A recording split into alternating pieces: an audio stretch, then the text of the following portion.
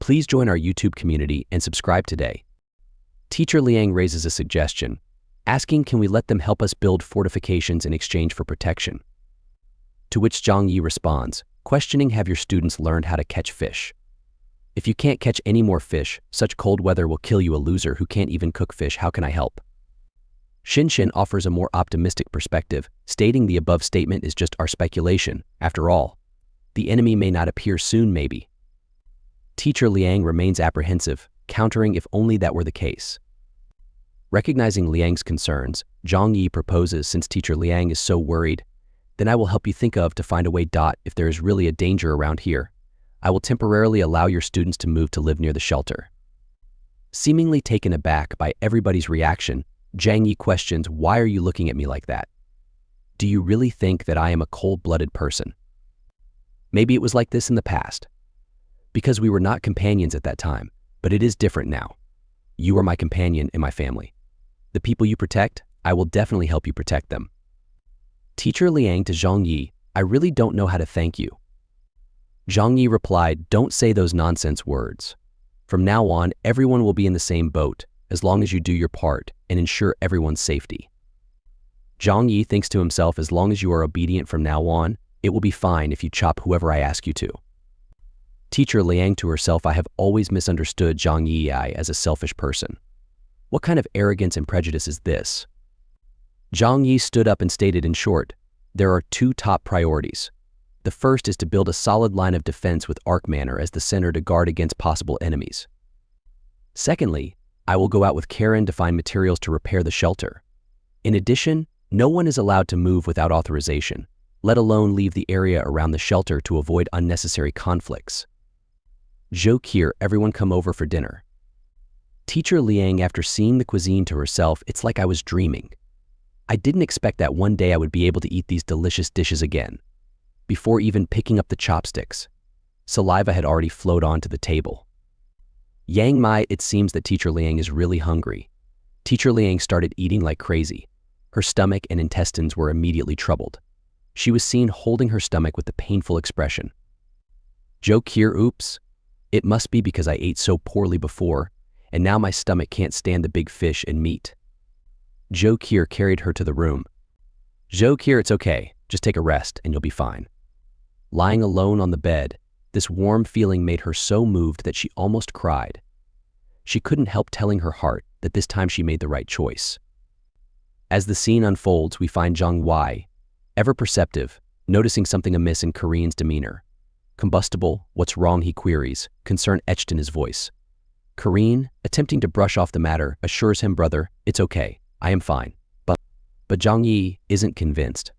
Why are you pretending to be mysterious with me, he presses, emphasizing the importance of openness within their familial bond. Remember, we are family. You shouldn't have secrets from your family, okay? Karin's inquiry takes a different turn as she questions Zhang Yi's decision to protect the students whom she deems unworthy. She recounts the hardships they endured, highlighting the students' questionable character. Zhang Yi responds, acknowledging the gravity of the situation. In order to keep Teacher Liang, you have to support them for the rest of your life. Why, he muses, hinting at a deeper motive. His cryptic remark about the fleeting nature of their current circumstances reveals his pragmatic approach. Don't worry, it won't be long, he reassures, implying a forthcoming resolution. As they discuss the dire conditions outside, Karin silently admires her brother's unwavering determination. Big brother is indeed the big brother who never disappoints me, she reflects, her admiration palpable. Zhang Yi's decision to postpone certain discussions underscores his strategic thinking. Some things are better not to be discussed at home, he opines, hinting at future plans. Tomorrow we go out to find materials to repair the shelter. I'll tell you the details when the time comes. Karin, ever obedient, agrees to the plan but seeks clarification on their destination. Okay, big brother. But where are we going to find materials, she inquires. Zhang Yi reveals their next course of action. There is a materials factory not far from here. We can go and have a look, he informs her, instilling confidence in their mission. Meanwhile, Zhang Yi's internal monologue betrays his concerns about potential threats. We have to prepare for outsiders to take action and kill those useless white-eyed wolves, he resolves, steeling himself for what lies ahead. The next afternoon, Zhang Yi, with his special ability, Teacher Liang with her sword skill and Uncle Yu with his monster strength started the construction of defense system. As they commenced the construction of the defense system, Zhang Yi's keen senses detect a presence nearby. Okay, is there anyone over there, he questions. Upon closer inspection, he identifies the newcomers as the students Liang Yu stayed in Su Town.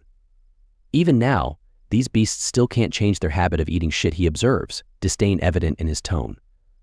Chunlai's interruption prompts Zhang Yi to dismiss him, prioritizing the task at hand. Nothing. You should take a rest first, he advises, maintaining his focus. Turning to Teacher Liang, Zhang Yi expresses a newfound respect. There is something I want to apologize to you for, he begins, acknowledging his previous misjudgment. I always thought your students were selfish, but just now, I saw your students helping a poor girl, he admits, his perception shifted by recent events. In the house at the east end of the village, your students are helping others, he concludes, impressed by their altruism. Those students may be doing bad things to the old, weak women and children in Shu Town, she exclaims, her voice echoing with concern. Determined to investigate, Teacher Liang resolves to intervene. I'll go over and have a look, she declares, her sense of duty propelling her forward. Meanwhile, Wu Chengju's internal thoughts reveal his dissatisfaction with his current circumstances. In the past, I was looking for top-notch girls in Tianhai City, but now I can only make do with this kind of stuff. He laments, his resentment simmering beneath the surface. Impatient and dismissive, Wu Chengju brushes off Teacher Liang's presence. Come on, I don't have time to waste here, he retorts, his arrogance palpable. Teacher Liang's confrontation with Wu Chengju escalates as she condemns his actions. I provide for you to live here, and you do this kind of thing to this person, she accuses, her voice ringing with disappointment. Wu Chengju's response is defiant, attempting to justify his behavior. Teacher Liang, why did you come here, he challenges, refusing to acknowledge his wrongdoing. Attempting to reason with him, Teacher Liang appeals to his sense of decency. Teacher Liang, I am a young man and I have my own needs. Hope you can understand, Wu Chengju argues, attempting to shift blame onto the victim. Teacher Liang, undeterred, presses on. Didn't you say there wasn't enough food, she questions, her voice tinged with anger. Then you still use it to do this kind of thing, she demands, her disappointment evident. Wu Chengju's response is callous, accusing Teacher Liang of meddling in their affairs. Teacher Liang, can't you just be obedient and provide us with food? Why do you care so much, he counters, his words dripping with disdain. Feeling a mix of anger and helplessness, Teacher Liang finds herself at a loss for words. Teacher Liang, can you go out first? Are you disturbing me? Wu Chengju commands, his arrogance shining through. With a heavy heart, Teacher Liang rushes out of the village, her resolve tested by the harsh realities of their situation. Observing the scene unfold, Zhang Yi reflects on the weight of reality. Sure enough, reality is very heavy. Teacher Liang, he muses, his empathy for her evident. With a sad expression, Teacher Liang confronts Zhang Yi, questioning his perception of her. Have you always thought I was stupid, she asks, her voice tinged with hurt. Her admission of feeling foolish echoes through the air. Yes, I'm so stupid, really, she laments, her vulnerability laid bare. Zhang Yi responds with a mix of empathy and pragmatism. Don't blame me for showing you the cruelty of reality. I just think you deserve to know the truth, he explains. His tone gentle yet firm. I won't interfere with what you do next. I respect your choice, he adds, giving her the space she needs. Feeling overwhelmed, Teacher Liang requests solitude. Let me be alone first, she murmurs, her need for reflection evident. As Zhang Yi's companion Chunlai seeks answers, Zhang Yi reveals the disturbing truth. Her students were playing with women in Shu Town. In exchange for food, he divulges, his words tinged with disapproval. Chunlai's reaction is one of excitement, but Zhang Yi remains steadfast in his principles. So exciting. Boss, you are too uninteresting.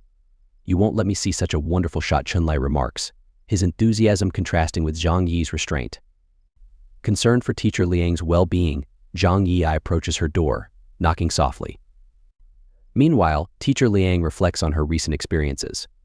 Suddenly, I feel that the things I have been doing don't seem to have that much meaning, she muses, her thoughts clouded with uncertainty. Upon Zhang Yi's arrival, Teacher Liang reassures him of her commitment despite feeling unwell. Sorry, I'm a little uncomfortable today. I won't fall behind on work, she insists, her determination unwavering. Zhang Yi's concern for her welfare is palpable. There was no rush for that thing. It could be finished in 2 or 3 days at most, he reassures her. I was worried about you, so I came over to take a look, he admits, his sincerity shining through. Inviting him inside, Teacher Liang acknowledges the weight of the day's events. Shall we just talk here, she suggests, her voice tinged with weariness. Zhang Yi offers her words of encouragement, urging her to look to the future. I know this matter has hit you hard today, but I hope you can look forward. There is still a long way to go, he advises, his tone supportive. If you encounter any troubles in the future, you can talk to me. At least I can be a good listener, he offers, extending a hand of friendship. Teacher Liang questions her own worth, but Zhang Yi remains steadfast in his belief in her. Zhang Yi, have you already thought that I am a hopeless fool, she wonders aloud. Acknowledging her struggles, Zhang Yi responds with empathy. That's true, but I believe you must have your own reasons, he asserts, his faith in her unwavering.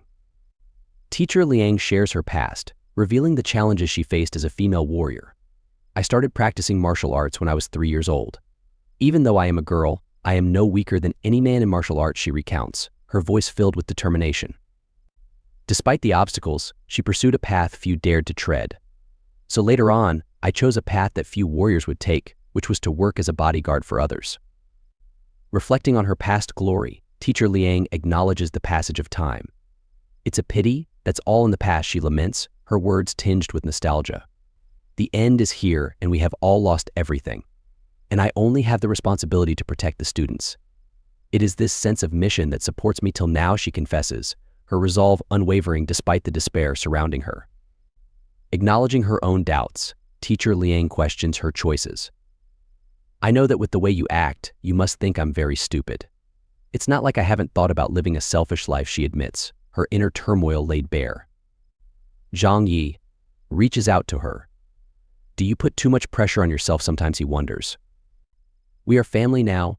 Everyone in the nursing home are different from the students who are dragging you down, he reassures her, offering his support. Encouraging her to find strength in their bond, Zhang Yi extends a heartfelt offer. If you need a faith, let us be your faith from now on, he suggests, his words prompting a blush from Teacher Liang. As Teacher Liang expresses her gratitude, Zhang Yi's relief is palpable. Thank you. I'm much better, she admits, her spirits lifted by his kindness. Teacher Liang responds, it does feel much better to have someone to talk to, but I was still disappointed in those students. Zhang Yi leaves the room, giving Teacher Liang her space. Xin to Zhang Yi, brother, have you captured Teacher Liang? Zhang Yi dismisses Xin's jests. That's pretty much it. I'm not very interested in Teacher Liang, he responds. Xin, however, sees potential where Zhang Yi does not. Teacher Liang is also considered a beauty. Brother, you are not even interested. You have such high standards, she remarks. Zhang Yi confides in Xin, sharing about the students' behavior. I don't know what those students have to worry about, but they are in Shu Town with the food she worked so hard for and use it to exploit a woman. Zhang Yi revealing his intention, it would be best if Liang Yu completely gives up on those guys, so that I can clean them up without any worries. Xin, eager to support her brother, pledges his assistance. Okay, I have to help my brother, right? The very next day, as Zhang Yi and Lu Karin prepare to venture out for supplies, Uncle Yu offers his support. Do you want us to go with you? It would not be good if he encountered the enemy again, he offers, his concern for their safety evident. Declining the offer, Zhang Yi reassures Uncle Yu of their safety. No need, you stay here and continue to build the defense line. Someone at home must be watching, he advises. With Lu Karin eager for action, the stage is set for their next adventure. Lu Karin is ready for battle. Please give instructions, leader, she declares. Zhang Yi's playful scolding sets the tone. Naughty girl. Buoyed by her newfound confidence, Lu Karin shares her excitement about her outfit. After I put on this outfit, I felt so confident, she exclaims, her enthusiasm contagious. Zhang Yi responds, clothes are always easy to give people a false impression, especially for women, he remarks. Despite the lighthearted banter, Zhang Yi remains focused on their mission. Okay, let's go. The situation outside is not good now. Let's go early and come back early without delay. You must be able to play this thing, right? He inquires, his tone serious. Zhang Yi grants her request for clarity. Do you hate other classmates? Lu Karin's response is candid. What those guys did to Shinshin was too much. It's not good for me either. To be honest, I don't want to see them alive, she admits, her frustration evident. Zhang Yi silently reflects on the situation, mindful of potential repercussions. As expected, she is just a big talker, and it will not be good for Liang Yu to know the matter when the time comes, he muses, his thoughts consumed by the delicate balance of their alliances. Reassuring Lu Karen, Zhang Yi vows to protect their peaceful existence. Don't worry, I hate those guys too. We will never let them disturb our peaceful life, he declares, his determination unwavering. Proposing a strategic approach, Zhang Yi outlines their plan. Just let those bastards live across the river. Depending on their ability to take care of themselves, sooner or later they will starve to death and freeze to death. And maybe one day we will conflict with other forces and they will accidentally have an accident, he suggests. Zhang Yi emphasizes the importance of their behavior. It depends on how you and Yang Shinshin behave, then he reminds Lu Karen. Concerned about Teacher Liang's compassion, Lu Karen seeks guidance. Brother, Teacher Liang is a very soft-hearted woman. What if they are in danger and Teacher Liang takes them around the shelter, she wonders, her voice tinged with worry. Zhang Yi offers a pragmatic perspective. Now is the end of the world, and human life is like a piece of grass.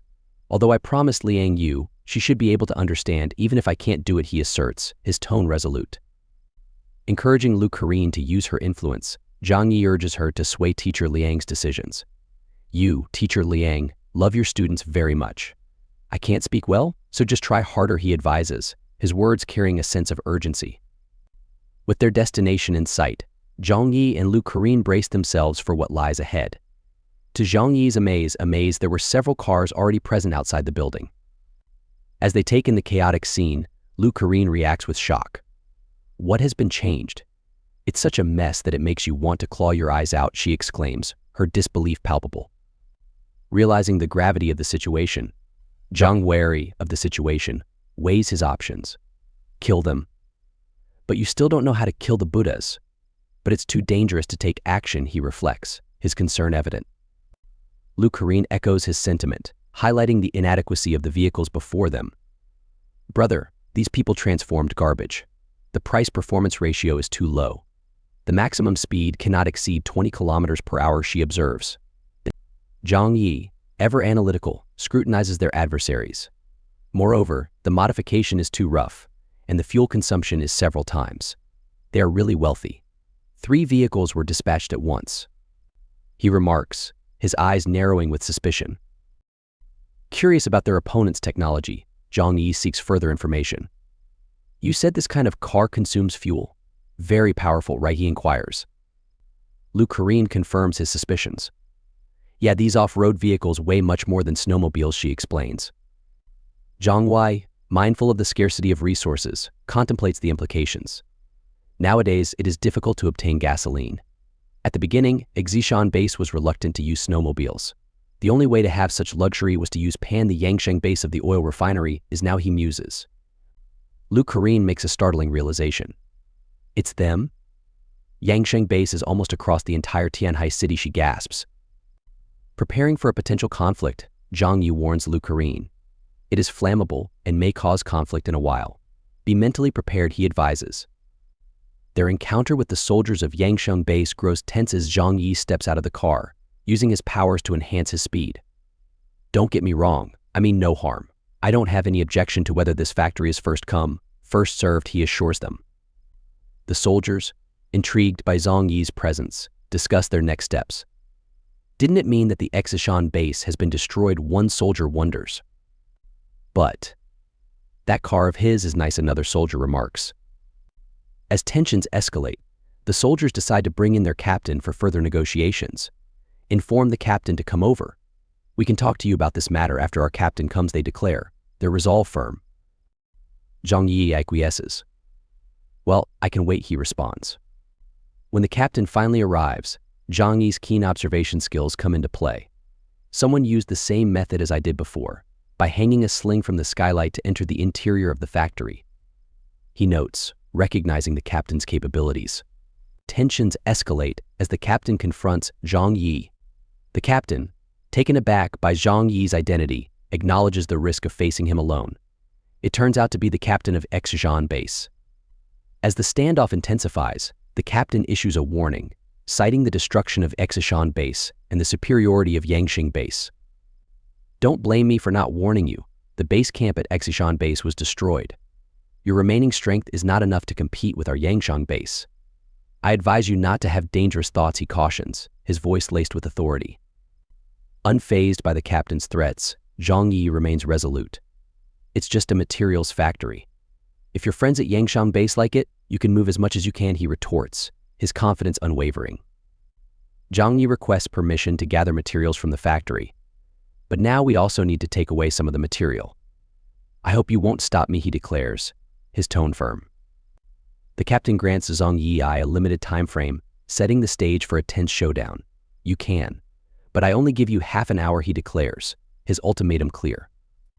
As Lu Karin emerges from the car, concerns about their vehicle's safety arise. But what about our car? Won't you put it away, Lu Karin queries, her worry evident. Assuring her, Zhang Yi reveals his reluctance to reveal his abilities in front of others. It's okay, they can't take it away, he reassures her, his decision calculated. However, the situation takes a dangerous turn as the captain resorts to violence, shooting at Zhang Yi. Thankfully, Flower intervenes, taking the shot without harm, much to the astonishment of the soldiers. What is this? Monster, they exclaim, their fear palpable. With Flower's sudden transformation, chaos ensues as the soldiers inject themselves with a mysterious drug, enhancing their combat abilities.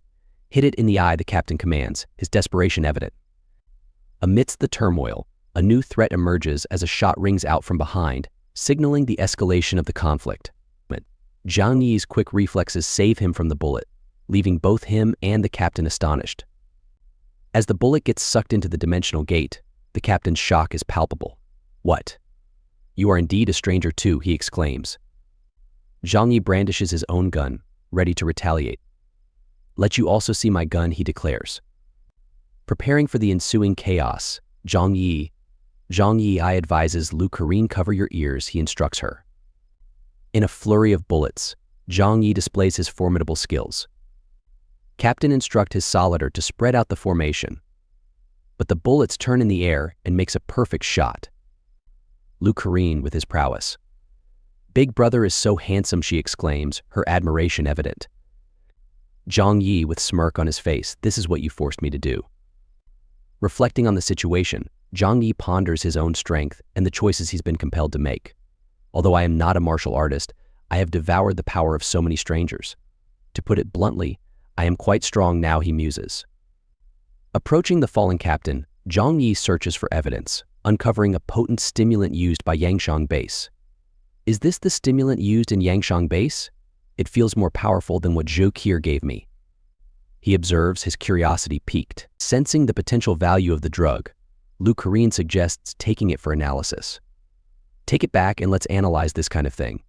Maybe it can be used to save your life at a critical moment, she proposes. Zhang Yi instructs on radio transmitter to copy the data inside so that it can be used to analyze the intelligence of Yangshang Base. Anticipating the aftermath, Lu Karin expresses concern about potential reinforcements. They won't have anyone coming to reinforce them, right, she queries, her apprehension palpable. Confident in his assessment, Zhang Yi reassures her. Yangshang Base is more than 200 kilometers away from here. Even if they have a large number of people and abundant fuel resources, and there is no need to go to war for this thing, he explains. With resolve in his step, Zhang Yi leads the way, ready to confront the challenges ahead. Come on, let's go find the materials you mentioned. After you go back and repair the shelter, you have to prepare for the war that may break out next, he declares. Zhang Yi instruct Flower to go ahead and clear the way. For them to enter the building, Flower gets bigger and bashes towards the entrance, making a passage to enter the building. Zhang Yi and Lu Karin swiftly enter the building, wasting no time in gathering the materials they need. With a sense of urgency, Zhang Yi acknowledges the impending conflict. The war game is about to begin again, he declares, his tone serious. Proposing a strategic maneuver, Zhang Yi sees an opportunity in the arrival of Yangshing Base. As long as Yangshing is arriving in the area, why not make good use of the upcoming enemies to solve the trouble in Shutown, he suggests, his mind already planning ahead. Aware of the need for secrecy, Zhang Yi cautions Lu Karin against sharing information about their encounter with Yangsheng Base. Today we met people from Yangsheng Base. Don't tell everyone about this for now, he advises, his concern for causing panic evident. Zhang Yi emphasizes the need to maintain order and security around the shelter. I will constrain everyone to speed up the construction of the defense line and not let them leave the area around the shelter casually. I don't want to cause panic, okay? He elaborates. Appreciating Zhang Yi's efforts, I understand, brother. You did this for our family, right? She acknowledges. As they arrive at the base, Uncle Yu inquires about their progress, expressing concern for any potential obstacles they encountered. How's it going? Is the collection of materials going smoothly? Have you encountered any suspicious persons? He asks. Assuring Uncle Yu, Zhang Yi provides reassurance about their successful mission. It went very smoothly, and there were no obstacles along the way, he reports. Understanding Teacher Liang's worries, Zhang Yi emphasizes the importance of preparation for unforeseen circumstances. Although I don't think any danger will happen in the future, it is still something that should be done to prepare for a rainy day, he explains. Approaching Teacher Liang with sensitivity, Zhang Yi discusses matter of accommodating her students. I don't mind letting your students move here when they are in danger, but for Xinxian and Lu Karin, I really have no choice, he admits. Zhang Yi signals Lu Karin that it's her turn now. Taking the cue, Lu Karin addresses Teacher Liang directly, expressing the pain of their past experiences. Teacher Liang, why do you have to let them move nearby? As soon as Xinxi and I see them, we will remember our time at Tianqing College, she reveals. With Teacher Liang left speechless, the weight of their shared history hangs in the air, underscoring the complexity of their relationships. Teacher Liang expresses her concern for the well-being of others, emphasizing the importance of self-reliance in the apocalypse. I don't want to do that either. It would be best if they could be self-reliant and survive in the apocalypse, she asserts. Teacher Liang expresses her commitment to defending those she cares about. If someone hurts you, I will not be able to forgive myself, she confesses. Interrupting the conversation, Zhang Yi shifts the focus to the urgent task at hand. We need to repair the outer walls of the shelter quickly. You go ahead and prepare the ingredients, he instructs. Teacher Liang expresses his gratitude. Zhang Yi, thank you very much. In the basement of the shelter, Zhang Yi and Lu Karin discuss the logistics of repairing the damaged exterior wall. How long does it take to process these materials and repair the shelter? Zhang Yi inquires. Lu Karin asserts the damaged area of the exterior wall is only a dozen square meters. If you don't consider the aesthetics and just reinforce it, it can actually be done in 2 or 3 days. Zhang Yi emphasizes the importance of strength over aesthetics. I just want it to be strong, nothing else matters. Understanding the workload, Lu Karin reassures Zhang Yi of her capability to handle the task alone. Don't worry, it will be a little slow for me to do it alone, but it will definitely not affect the quality, she assures. Zhang Yi goes to Xinxian's room and knocks at the door. Xinxian, it's me, he asserts. Xinxian, in response, brother, wait a minute. Zhang Yi shares the details of their recent encounter. Xinxian, this time we went out and encountered something interesting again, he informs. Concerned about potential repercussions, Xinxian raises the alarm about the consequences of their actions. Brother, you have killed people from Yangsheng and KU bases in the past few days, she points out. Acknowledging the threat but undeterred, Zhang Yi remains focused on his priorities. I'm not afraid of them. Those people are not my biggest trouble, he states. Xinxian remarks, indeed, they do not have a special background like Chen Xinyan, and they are unable to acquire lethal weapons such as heavy ground penetrating missiles. There is little threat to the shelter. So can we take this opportunity to clean up the students in Shu Town? Zhang Yi weighs the options carefully. You have to borrow a knife to kill someone, and it's not easy for any of us to do it, he reflects. Zhang Yi states, after all, Liang Yu is of great use to me. Zhang Yi pulls out a network jammer to use the radio transmitter which he collected from Captain. Although it's a bit troublesome, it's still worth it for her, Zhang Yi concludes. Hey there! This concludes the explanation up to the latest chapter release. Stay tuned for the next chapter breakdown as soon as it's available.